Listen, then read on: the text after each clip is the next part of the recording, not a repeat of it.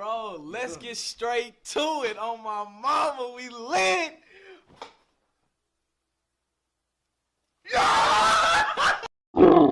What is this show and why is everyone going crazy about it? Pibby, also called Come and Learn with Pibby, is this action horror animated short uploaded to the Adult Swim's YouTube channel. The short doubles up as a trailer and a proof of concept, and according to the creator, stated that he wishes for this to be a full series. The short was created by Dodge Greenlee, who has worked on numerous shows, but this would be his first show that he created. He's actually been in the industry for almost 10 years now, starting as a production intern on SpongeBob in 2012, for him to then hop between Nick, Netflix, and Cartoon Network, taking on different roles on different shows. He was a storyboard artist and writer on shows such as Sanjay and Craig, Tig and Seek, I Heart Arlo, and Pinky Malinky.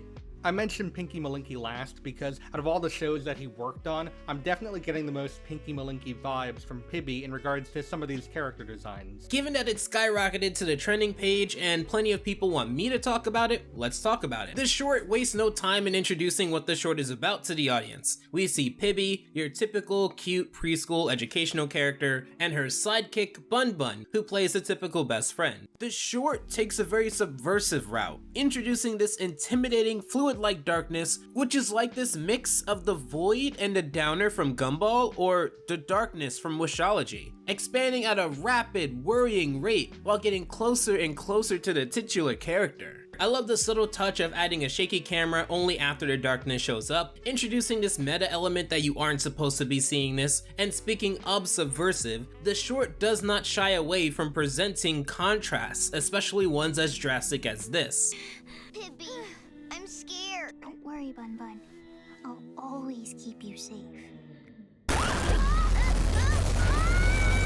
It's so harsh and drastic that it grabs your attention, showing that there's a lot of reality warping involved within this short. It's also very notable that Bun Bun was the one that was taken away, as we'd learn later that Bun Bun would go on to be consumed by the evil throughout the series and basically become the embodiment of the darkness, which is a very cool route to take. Given that the last that the Bun Bun that Pibby knew of was on screen, Pibby promised to keep Bun Bun safe. The glitch effects in this are also fantastic and stylized quite well, as there are other shows that do have glitch effects in them, like for example Glitch Text, and this one fits it really well. When it looks like the darkness would consume Pibby, the end credits show, which in addition to this glitchy blob thing taking her best friend, also confuses her as she's not supposed to be seeing the end credits. Within these 40 seconds, you really get the feeling that they're going to go incredibly meta with this, and they do. All other worlds that are nothing like mine. Oh, you're gonna love it here.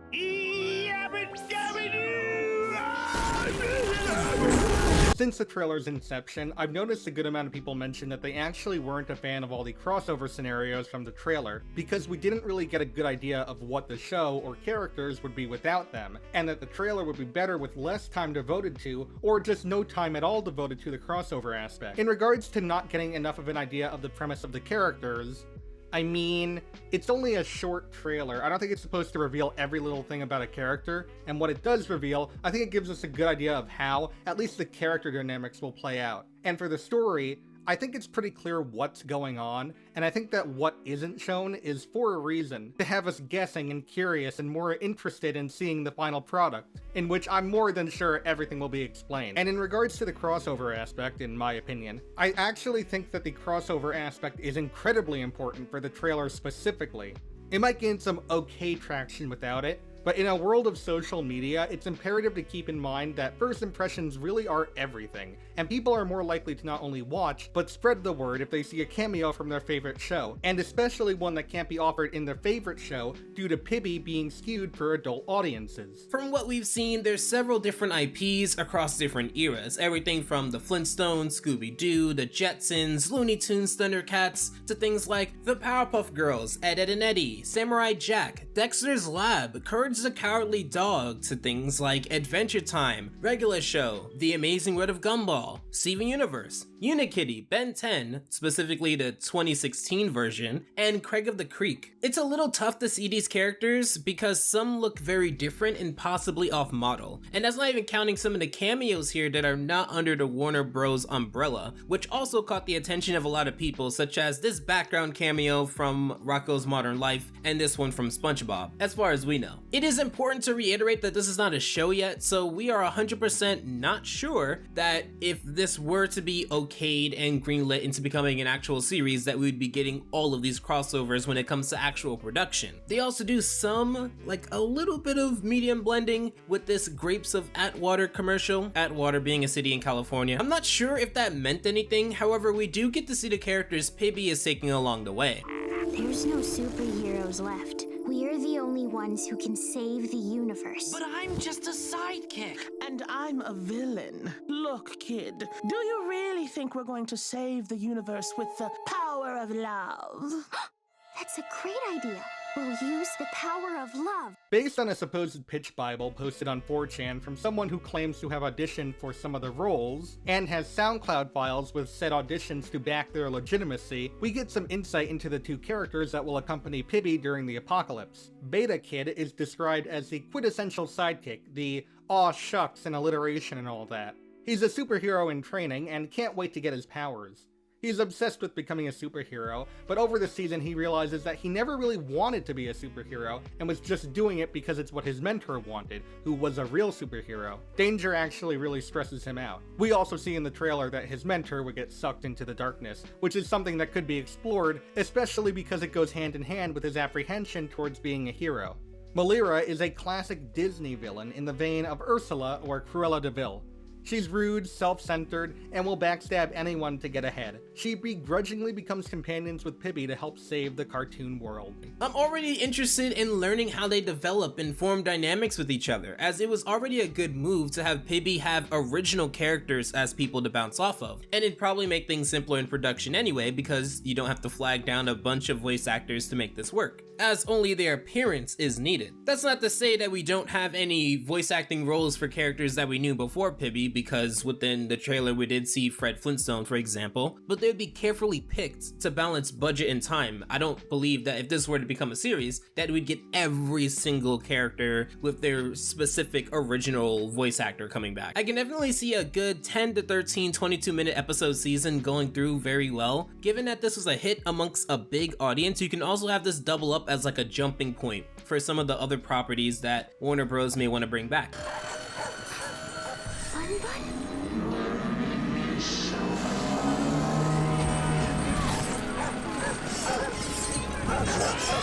And I love Crossover Nexus. I thought it was good for what it did. But the difference between the potential of that and this is that if this ends up being a series, that'd do wonders for stretching out appearances of other properties. And also the fact that this is on Adult Swim will allow it to raise some of those restrictions, allowing for edgier takes, possibly with some of our Cartoon Network characters. And mind you, this is the same network that aired Adventure Time a while back, and Adventure Time is not an Adult Swim property. I see some people linking this to The Void, and it's a neat theory, a good headcanon if you will, but I don't see them as being connected much beyond the meta aspect. The Void was described as taking things that were undesirable, and considering that we have a lot of fantastic shows under the darkness here, that doesn't really fit what this is about. I do think, like with Pibby, The Void is going to go into that reality and medium blending stuff, but it's more of an aesthetic than any meaningful connection. I'm willing to be wrong here. However, since we don't know, getting back to the actual trailer, we also see our main character Pibby change hairstyles from beginning to end, and it shows this massive journey that we could go on if we support the trailer / proof of concept. This isn't Adult Swim's first foray into shows with a crossover element. Although Robot Chicken isn't really a crossover and more of a parody of characters and scenarios, using both official and in-house merchandise, the show is actually able to snag a lot of the original actors who portrayed or are currently portraying these characters, which is pretty impressive. Some episodes of Space Ghost Coast to Coast, The Brack Show, and C-Lab 2021 have some crossover elements with other Adult Swim shows. Space Ghost Coast to Coast in particular even started as one of CN's first originals, and was even the gateway into introducing us to such CN classics as The Powerpuff Girls, Dexter's Lab, and Johnny Bravo with its President's Day special. Of course, I'd be remiss if I didn't mention Adult Swim's premier crossover show, Harvey Birdman, Attorney at Law. One of the big selling points of this show was the crossover appeal with many Hanna-Barbera properties, from big names like Scooby-Doo, the Flintstones, and the Jetsons, to lesser-known IPs like Ernie Devlin and the Amazing Chan and the Chan Clan. And since Adult Swim and Hanna-Barbera are both owned by the Warner Media conglomerate, The characters themselves appear on the show on model in full 480p glory. Not only were these the actual characters and not some off-model knockoffs like in Mad, but since it was on an adult network, there were certain jokes that they were allowed to get away with, yet at the same time the crew held an immense amount of respect for the original properties.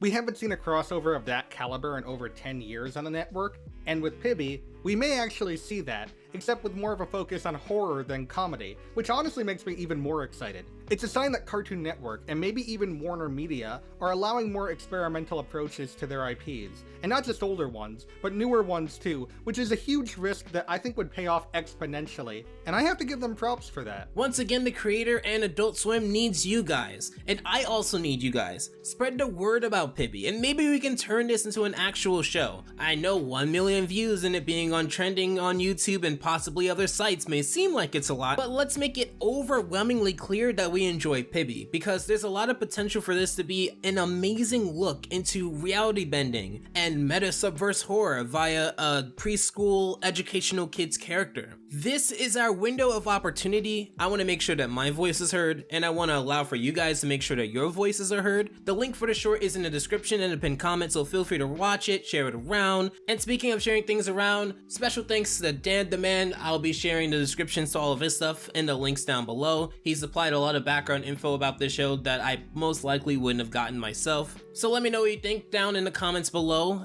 And until then, thank you so much for watching. Take care. Alpha out.